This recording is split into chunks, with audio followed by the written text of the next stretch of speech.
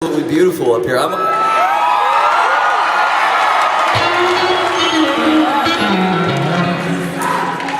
originally from Alaska, and so this looks kind of like where I grew up a little bit. Very nice, very nice.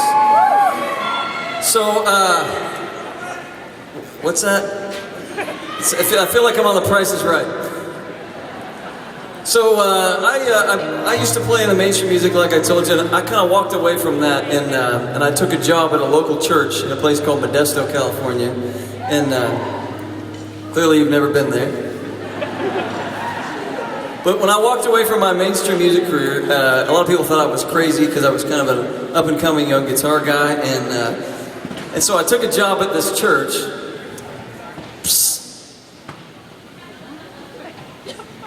Zip. So I took a job at this church, and I had long hair and an earring, which there's nothing wrong with that. It's just the church that I took a job at, we had to wear a suit and a tie. And there's nothing wrong with that either. It's just, when you combine the two of those things, every day I'd go into work, it looked like a bad 80s rock video. And so, but I was, I was a young Christian at the time. I just wanted to get in and serve God, and so they asked me to join the worship team. I had no church upbringing whatsoever, and I didn't know anything about it. I said, sure, what is that? And they said, that's where the band plays on the weekends. I said, oh yeah, sure, that sounds fun. And so I came in, and my guitar part sounded like this at first, kind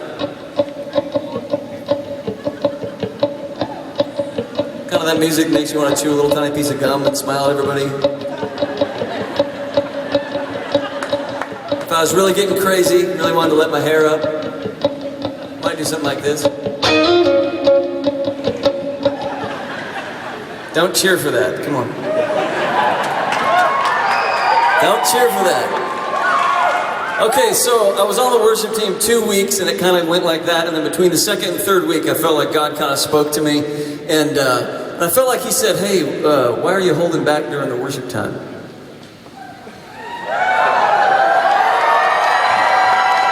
And I thought, I said, touche, that's good, God. It's a good thought.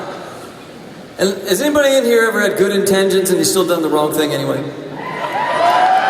Okay, so this is a classic example. I just said, Lord, the reason I'm holding back is I don't want to offend anybody. We had a lot of older folks in our church, which is nothing wrong with that either.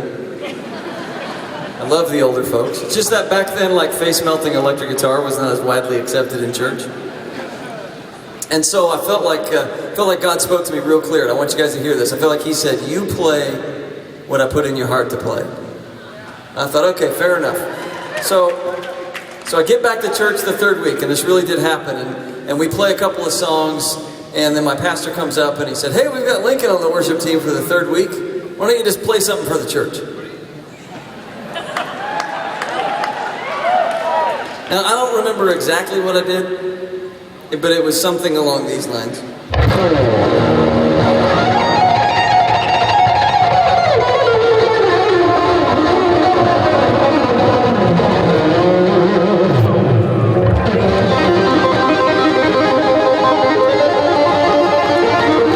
just kidding, I didn't do that part. And so I look over at my pastor, and he's like down on one knee, half laughing, half crying. But I figured, man, I may as well go out with a bang, this being my last week. And so I get down and I go sit down next to my wife, and she has this look on her face that's like... And I looked at her like, what? So I'm sitting down maybe like 10 seconds, and I get this tap on my shoulder, and I turn around. It was this lady who's probably like in her 70s, which again, nothing wrong with that. And I said, hi, good morning. And she said, I want to tell you something, young man. I'm like, here we go. Thanks a lot.